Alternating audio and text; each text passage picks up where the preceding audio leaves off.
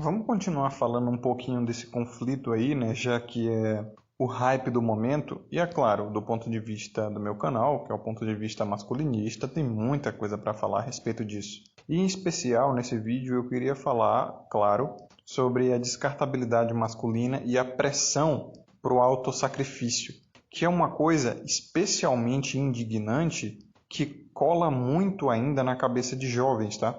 E é algo absolutamente imoral, cara. Você influenciar um jovem que naturalmente tem incentivo sim para se sacrificar, para ser indulgente e para servir justamente por ele ser homem, né? Porque aqui nós no canal sabemos muito bem, o homem ele não se importa em se sacrificar por algo que ele acredita.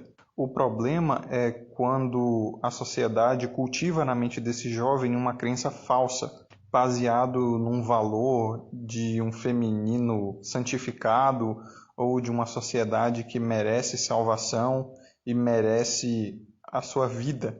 Então esse tipo de influência é absolutamente imoral, porque você pega a mente de um jovem que é um papel em branco, ou melhor, vamos comparar com um programa de computador, né? Um programa de computador de edição de texto que vem completamente em branco, mas está dentro de um sistema operacional. Nós sabemos muito bem que o sistema operacional humano ele foi selecionado há milhões de anos atrás e o homem ele tem esse incentivo de ser autossacrificial, principalmente em relação aos dependentes dele, né? E aí nós vemos o feminino e a infância. Então esse é basicamente o sistema operacional padrão do ser humano do sexo masculino. E o arquivo de texto que vem em branco ali é basicamente a mente do jovem pós-puberdade até ali o início da fase adulta e mesmo assim até depois da fase adulta ainda tem vários caras que por ingenuidade ou porque já foram doutrinados ainda tem esse espaço em branco, essa lacuna para ser incutido esse autossacrifício absolutamente pagão. E é aí nesse momento, num momento de calamidade como nós estamos vendo agora num conflito que até então está extremamente nichado ali, do outro lado do mundo praticamente, mas que já está gerando uma certa ansiedade e uma certa apreensão mundial, e obviamente o Brasil não escapa, né? E estão surgindo discursos aí a respeito de um conflito global e é óbvio que já tem uma galerinha brincando aí sobre a disponibilidade dos jovens de serviço ou não. E antes que essa coisa tome uma forma maior, porque por enquanto é só brincadeira, é tudo meme, é tudo discussãozinha de WhatsApp, etc. Mas antes que isso tome uma proporção maior, e eu espero que não tome, é bom deixar claro uma coisa. Até do ralo da pia vai surgir Tradicuck usando shaming e todo tipo de argumento emocional, religioso, que no fim das contas só faz sentido na fantasia e na cabeça dele para forçar todo o coletivo masculino a se matar por uma cultura, por uma sociedade, por pessoas que não merecem e que jamais dariam algo em troca. Principalmente porque se você perder a sua vida, não tem como você ceifar mais nada desse mundo, né? Nenhum tipo de recompensa vai valer a pena. Como é que você vai gozar das recompensas se você estiver a 7 palmos do chão? E mesmo se você tiver a sorte de voltar de um conflito armado vivo, será que alguma recompensa nesse mundo vale os traumas psicológicos e físicos? Valem, por exemplo, a perda de um membro ou a perda eterna da sua sanidade? Pois é. E mesmo que seja possível algum tipo de recompensa que ressarça essas perdas, será que a sociedade e o Estado têm condições ou estão dispostos a pagar? Pense nisso. É claro, até então parece um exagero. Nós sabemos o que está acontecendo lá nos países conflitantes, é um barril de pólvora. Não se sabe tão bem a respeito das proporções que esse conflito pode tomar, mas que fique aqui o meu manifesto, não só a respeito do que pode se suceder em relação a esse conflito, mas também para ocasiões futuras, né? Porque a gente bem sabe, se tem uma coisa natural da humanidade que é cíclica também, são esses conflitos e esses embates aí. Então é aquele ditado, né? Aquela célebre frase do Edmund Burke: aqueles que não conhecem a história estão fadados a repeti-la. A gente sabe muito bem como é feita a propaganda nesses períodos, tá? Nós temos aí a WW1 e a WW2, por exemplo, e a do Vietnã, que mostram muito bem como o Estado ele é cheio de PNL, cheio de marketing, cheio de manipulação neurolinguística para te jogar literalmente no abismo, tá? Numa chuva de chumbo. E não só ele, tá? Os escravinhos e filhos do Estado, eles também estão prontos a usar, por exemplo, a tática das penas que os seres de luz usavam nos jovens que não estavam na Europa tomando balaço. E, é claro, esses eram seres de luz americanos, né, que faziam isso. E daí vem aquele discurso que nós já conhecemos muito bem, né? Pátria, família e Deus e etc. Como se Deus quisesse mesmo que você perdesse a sua vida para salvar uma galerinha bastante egoísta, né? Eles vão usar da ignorância espiritual das pessoas para dizer Deus e pátria e família. Mano, tá na Bíblia. Você nasce no pecado, você morre no pecado. Não vai haver nenhum ato heróico que vai mudar isso. Você nasce sozinho e morre sozinho, cara. Você não salva nada desse mundo, você não leva nada desse mundo, não. Um mínimo conhecimento espiritual já quebra esse negócio de que Deus quer que você se churrasque num conflito armado. Se Jesus é a verdade, o caminho e a vida, haja como ele, dê a outra face. Verás que um filho teu não foge à luta é o caralho. E como eu havia dito, do nada vai surgir uma porrada de rato de bueiro tentando ressuscitar um discurso há décadas assassinado por eles mesmos. Os caras vão chegar com esse negócio de papel tradicional e papel do homem e etc., quando na verdade a imputação de responsabilidade de papel tradicional é só masculina, né? Da mesma forma que fizeram com a nossa economia nessa doença generalizada que tivemos no globo, dizendo fique em casa, a economia a gente vê depois, os caras vão dizer o seguinte: não, pô, vai lá tomar chumbo, defenda o seu país. A sua recompensa a gente vê depois, se você voltar. Beleza? Valeu. E como a gente bem sabe, os seres de luz têm um papel fundamental em períodos como esse, porque elas são basicamente a maior parte do investimento emocional que o homem leva para conflitos como esse. É a maior motivação masculina para se jogar no fogo do inferno. Não é a pátria, não é Deus, não é nem as crianças, cara. A maior motivação masculina para se jogar no fogo do inferno são os seres de luz. E isso é fato. É só olharmos o passado para não repeti-lo. É só a gente ver como os seres de luz eram usados em abundância em outdoors e propagandas governamentais, em períodos como esse. No fim das contas, era sempre aquele discurso: olha, se nós não formos proteger, o que será dos nossos seres de luz? Os invasores chegarão aqui e as raptarão e as abusarão. Coitadas delas. É isso que você quer? Você quer que a sua esposa seja cucada e tomada violentamente por um estrangeiro? É isso que você quer? E todo esse discurso estava nas entrelinhas. As crianças obviamente vinham em segundo lugar, e aí é que vinha Deus e a pátria. Por mais que o discurso parecesse diferente em algumas ocasiões aqui e ali, a verdade é que o homem carregava as suas iconografias, né?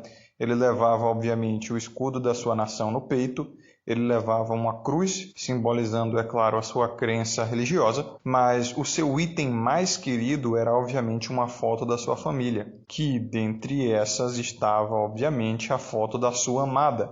Não é à toa que era muitíssimo comum e era tratado com uma certa prioridade os envios de fotos de esposas para os soldados, tá? Porque aumentava muito a moral do soldado, os bilhetes, as fotos até sensuais para motivar o homem a se jogar na lama. Na lama seria até eufemismo, né?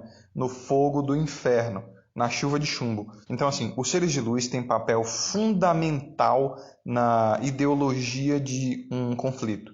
Fundamental. E assim que a água começa a bater na bunda, como eu disse, os ratos de bueiro começam a surgir e a bradar aos quatro ventos um discurso de restauração de um sistema e uma cultura há muito tempo assassinada por eles mesmos.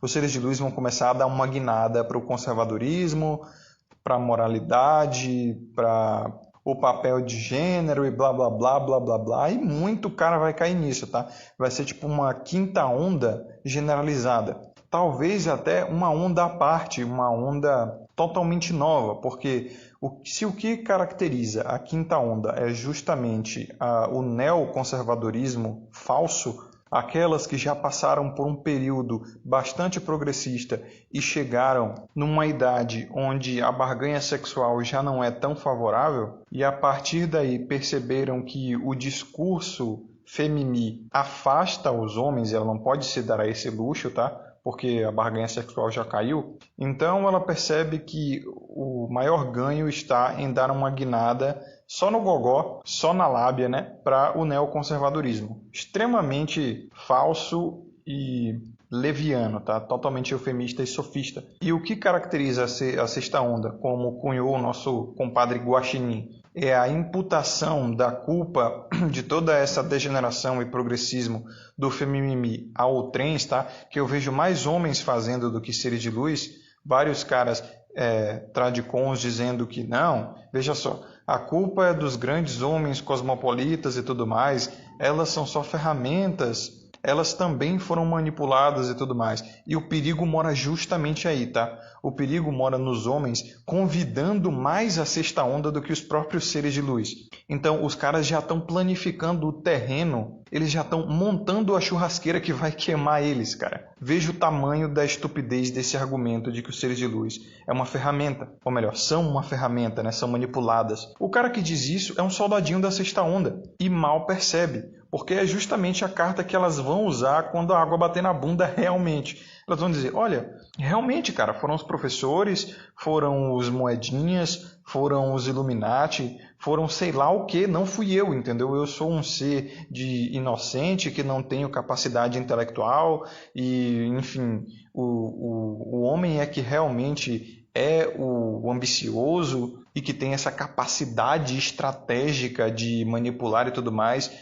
Nós só seguimos o líder, nós somos assim, sabe? Nós fomos feitas para sermos dominadas e a culpa é dos homens fracos que deixaram os homens fortes e ricos dominarem a nós. Falácia também. O nosso Guaxinim também tem um vídeo explicando como os homens fracos não tiveram culpa alguma ou muito pouca em relação à degeneração do nosso belíssimo mundo. Então não caiam na falácia da sexta onda, cara, porque ela vai atacar e vai atacar forte. Tem muito cara aqui, até no meio Red Pill, que acha veementemente que elas são ferramentas. E quando elas perceberem que esse é o escudo onde elas vão poder se esconder, pode ter certeza que, normalizando esse discurso, esses próprios homens vão ter pautado a própria via crucis, cara. Então, assim, atenção redobrada na sua própria indulgência patológica, tá?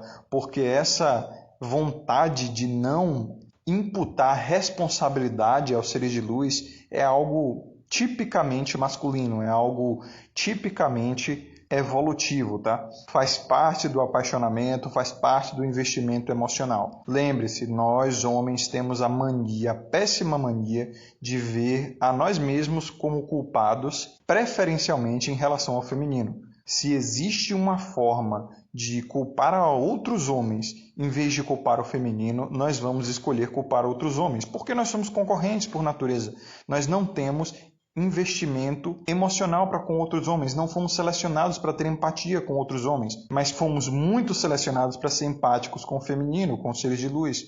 Nós somos concorrentes natos um do outro e odiamos o masculino naturalmente e amamos o feminino naturalmente. Então é óbvio que vai haver uma puxação de sardinha muito clara aí para o feminino, né? E a sexta onda vai ser um divisor de águas aqui na machosfera, aqui no meio da sigla, aqui no meio da pílula escarlate também. Vai ter a galerinha que acha que elas foram manipuladas mesmo e que agora vai ser basicamente o caso Rush V lá e o caso dos camaleões masculinos que o Raccoon fez um vídeo a respeito, né?